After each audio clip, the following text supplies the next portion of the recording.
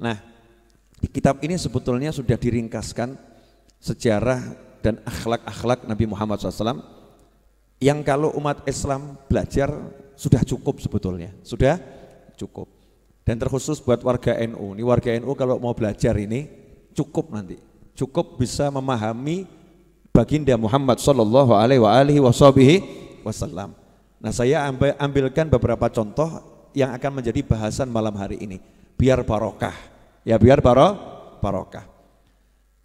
Dikatakan di sini ada seorang ahli sastra, ya, ahli bahasa namanya Mustafa Lutfi Al-Manfuluti, itu dari Timur Tengah sana.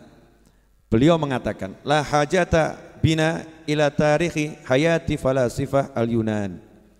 Ya, kita ini tidak butuh pada sejarah kehidupan filosof-filosof Yunani itu. Ya, tidak butuh kita. Wa hukama Iruman, dan para ahli hikmah Romawi nggak butuh. Wa ulama il-Afrans, ulama Perancis, ya.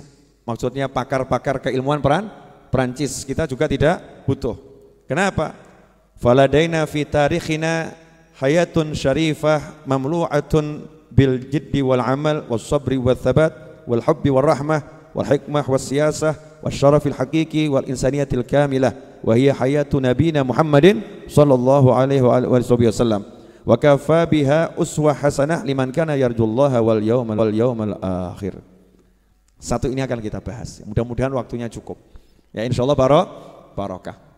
Ini kalimat indah sekali. Kita itu tidak butuh kepada sejarah hidupnya orang lain. Maksudnya orang lain, kita sebetulnya nggak butuh kepada sejarah hidupnya orang pinter manapun. Ya kita nggak butuh. Bukan berarti kita tidak boleh mempelajari. Bukan berarti kita tidak boleh mempelajari kehidupan orang lain. Cuman terjadi fenomena yang aneh. Sejarah kehidupan filsafat, tokoh-tokoh filsafat dipelajari. Apa itu? Sokrates apa lagi itu? Plato apa lagi? Napoleon, terserah siapa namanya. Alhamdulillah saya nggak pakai apal dia. Ya, alhamdulillah nggak pakai apal. Katanya ada suatu tuh yang jahlun layadur. Kalau bodoh ya nggak bahaya. Kalau bodoh ya nggak bahaya. Kalau ngerti ya nggak pakai manfaat. Kalau ngerti ya nggak pakai manfaat. Sebetulnya kita nggak perlu belajar semua itu, nggak perlu. Kenapa? Karena di hadapan kita ada sejarah kehidupan satu manusia yang sejarah kehidupannya telah mencakup segala jenis ilmu yang dibutuhkan. Mau ilmu tentang kesungguhan ada di situ, ilmu tentang cinta ada di situ, ilmu tentang kasih sayang ada di situ, ilmu tentang sabar ada di situ, ilmu tentang apapun ada dalam sejarah kehidupan manusia yang satu ini. Siapa itu? Baginda Muhammad sallallahu alaihi wasallam. Makanya aneh kalau di diri Nabi Muhammad SAW sudah lengkap, justru kita nggak belajar tentang Rasulullah SAW, tapi kita belajar yang lain. Aneh atau nggak aneh? Aneh atau nggak aneh? Contoh, cara sukses ala Bill Gates. Wah, aneh tuh ya. Kamu kok belajar cara sukses ala Bill Gates? Bukan nggak boleh, tapi buat kamu Muslim ya nggak pantas toh ya. Muslim tuh belajar cara sukses nomor satu, cara sukses ala Nabi Muhammad Sallallahu Alaihi Wasallam. Kenapa? Karena yang benar-benar sukses al-haqiqi hanya Nabi Muhammad SAW, bukan yang lain. Saya ngomong begini mungkin yang nonton di dunia banyak rodok heboh. Nah, karena kebanyakan orang sekarang kan belajar sukses ala Bill Gates, ala siapa lagi itu? Yang punya Facebook? Apa? Wangele Pol. Nyebut Kanjeng Nabi kan gampang, Muhammad SAW, selesai gitu kan ya. Nyebut namanya Rasulullah dapat pahala, betul? Nyebut namanya Rasulullah berarti ikut-ikut memuliakan Nabi Muhammad Sallallahu Alaihi Wasallam. Lah kita ini sibuk nyebut namanya orang lain, yang Bill Gates, yang saya takut salah nyebut gitu loh. Zaman sekarang salah nyebut kan bisa jadi perkara, betul ya? Nanti dianggap merendahkan, melecehkan, macam-macam lah gitu. Ini namanya tokoh-tokoh yang terkenal di dunia saat ini. Terkenal dengan apa? Sugihnya, Masya Allah. Kalau bab sugih, Namrud itu sugih pol. Betul. Nasibnya apa? Firaun sugih enggak? Sugih. Pinter enggak? Pinter. Saking pinternya Firaun bisa ngakali sak negara, aku Tuhan, keren tuh. Iya, bohongi satu negara, aku Tuhan. Satu negara percaya loh. Itu yang berani nentang cuma satu, Nabi Musa alaihissalam. Dan yang ikut Nabi Musa itu orang-orang lemah, orang-orang susah. Kalau bab masalah sugih, masalah duit, Masya Allah, sebelum kita ini tidak ada apa-apanya tuh. Bill Gates itu kekayaannya berapa toh? Siapa Max apa tadi itu? Kekayaannya siapa? Max Zuckerberg angel tuh ya. Saya takut salah. Kekayaannya banyak, iya, tapi nggak ada apa-apanya sama kekayaan Namrud. Namrud aja kuncinya itu dari emas, yang ngangkat itu orang, Masya Allah, puluhan orang, badannya gede-gede. Itu baru ngangkat kunci untuk gudang emasnya itu. Nah seperti apa tuh kekayaannya Namrud? Ya, Korun ya, kekayaan Korun, maaf, kekayaannya Korun. Seperti apa itu? Kekayaannya Korun. Nah Korun itu sampai sekarang si Korun, hartanya siapapun yang ketemu di bawah bumi dibilang harta siapa? Hartanya Bill Gates atau Korun. Gak ada kamu gali bumi ketemu harta, kemudian ini harta Bill Gates, gak ada. Ini harta Mark Zuckerberg, gak ada. Hartanya siapa? Harta Korun. Harta karun Indonesianya. Arabnya harta Korun, ya, saking sugihnya. Jadi kalau kita bicara sukses itu banyak duit, keliru. Salahnya luar biasa. Sukses bukan duit. Makanya rubah kepalamu, dirubah dulu. Benerkan kepala saya, benerkan kepala Anda, benerkan kepala kita. Sukses bukan duit. Udah selesai. Makanya yang nggak punya duit sukses. Tenang ya, Anda orang-orang sukses. Ya, karena sukses nggak butuh duit. Duit banyak nggak punya cinta, sakno. Kesian atau nggak kesian tuh? Duitnya banyak, golek bojo gak iso. Sukses atau gagal? Mending melarat bojo papat. Betul loh ya? Oh, itu namanya sukses. Ibu-ibu kok senyum-senyum kenapa? Mana yang lebih sukses Bu? Orang kaya nggak punya istri atau orang miskin istri 4? Orang kaya istri 4 tuh, Masya Allah. Ibu-ibu pengen jadi istrinya orang kaya. Bu, ya orang punya duit banyak tapi nggak punya pasangan hidup, sukses nggak itu? Ya menurut orang yang punya istri, kamu belum sukses. Betul. Masya Allah, ganteng gak laku. Oh kasihan. Itu kelihatannya yang ngomong kurang ganteng tapi laku itu. Maksudnya dibanding yang ganteng tadi loh ya. Ganteng gak laku, aku wajah biasa-biasa tapi laku. Sukses. Sukses gak ada urusannya sama duit. Gak ada urusannya sama duit. Punya duit tapi gak bisa ngapa-ngapain buat apa?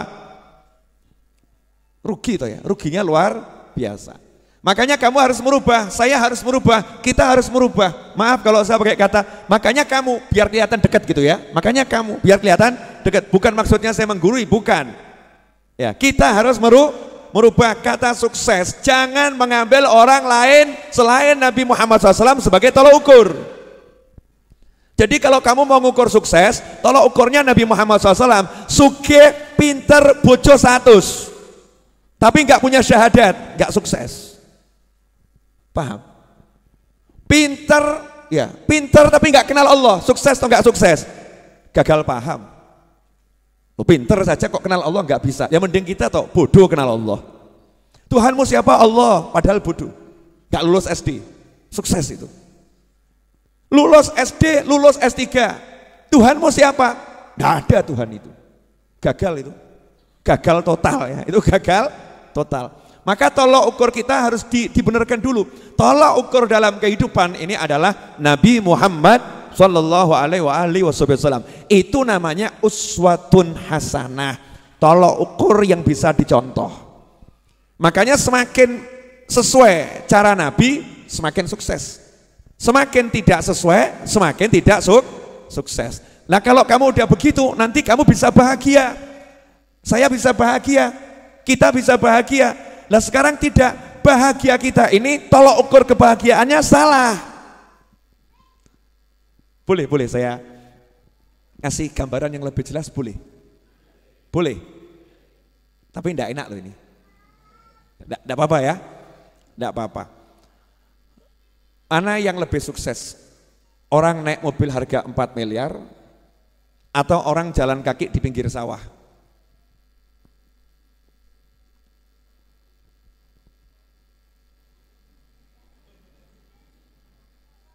Bingung jawabnya. Mesti kita menganggap yang naik mobil harga 4 miliar ini sukses. Yang jalan kaki sano. Motor gak punya, sepeda gak punya, apalagi mau mobil. Kasihan dia. Jadi kita mengukur dengan ukuran apa ini? Kendaraannya mahal atau murah atau enggak punya kendaraan. Betul, seperti itu. Nah, ketika kita terbiasa mengukur seperti itu, makanya ketika kita enggak punya motor, bahagia atau susah? Susah. Karena tolok ukur kita salah. Kita mengukur bahagia itu dengan parameter yang keliru gitu loh. Parameternya keliru, tolok ukurnya keliru. Coba kalau tolok ukurnya Nabi Muhammad SAW, Masya Allah. Jalan kaki, ya jalan kaki. Nabi menceritakan dalam Al-Quran, Nabi Musa alaihissalam cari Nabi Khidir, cari guru, gak naik kuda. Nabi Musa cari guru, gak naik mobil harga 4 miliar. Sekarang jenengan cari guru, datang ke Majlis Ar-Raudhah, Masya Allah, naik motor, naik mobil, betul. Ada yang naik pesawat. Serius, terbang dari Jakarta, ya, terus dari bandara naik mobil, itu naik pesawat. Ada lagi yang naik kereta api, datang dari Bandung, ya naik kereta api, dari Surabaya naik kereta api, dari Yogyakarta naik Pramek, murah, meriah, cepat. Betul kan ya? Naik kereta api, naik kendaraan. Nabi Musa alaihissalam jalan kaki, jalan kaki. Berarti ketika kita jalan kaki, kita bisa merasa bahagia. Kenapa? Aku mirip Nabi Musa. Keren toh? Keren toh gak keren? Keren, tapi ya jombok niati. Kurang kerjaan. Itu namanya kurang kerjaan, namanya menyiksa diri. Nabi Musa saat itu memang gak ada kendaraan selain kaki. Menyusuri tepi sungai, tepi pantai, nyusuri tepi pantai, jalan kaki. Tapi senang. Makanya ketika kita lihat orang jalan kaki, jangan kita katakan dia tidak sukses. Jangan ngomong dia tidak sukses. Ada orang di pinggir jalan nongkrong, nganggur, sukses atau gagal? Mulai rawanin jawab. Ditanya, Mas gak kerja? Enggak. Usia berapa? 50. Kok gak kerja kenapa? Buang-buang waktu. Maksudnya, lah ngapain saya kerja dari pagi sampai sore cuma dibayar 40.000. Mendingan saya nongkrong di sini, hidup bahagia. Nah, nanti anak istri makan apa? Kamu jangan remehkan saya, anak saya ini rektor di universitas sana. Masya Allah. Memang saya pengangguran, tapi saya mencetak anak-anak yang luar biasa. Ini berarti dia sukses atau gagal? Loh, betapa cepat kamu berubah. Betapa cepat kamu berubah. Sebentar bilang gagal, sebentar bilang sukses. Berarti kan gak punya tolok ukur yang jelas. Gak punya tolok ukur yang jelas. Jangan mau kamu dikasih tolok ukur sukses bahagia dengan tolok ukurnya kufar. Dengan tolok ukurnya orang-orang yang gak iman sama Allah dan Nabi Muhammad SAW. Silahkan orang lain pakai tolok ukurnya, silahkan. Kita muslim, kita punya tolok ukur sendiri. Siapa dan apa tolok ukur kita? Tolok ukur kita adalah baginda Muhammad sallallahu alaihi wasallam. Jadi tolok ukurnya Rasulullah SAW. Enak.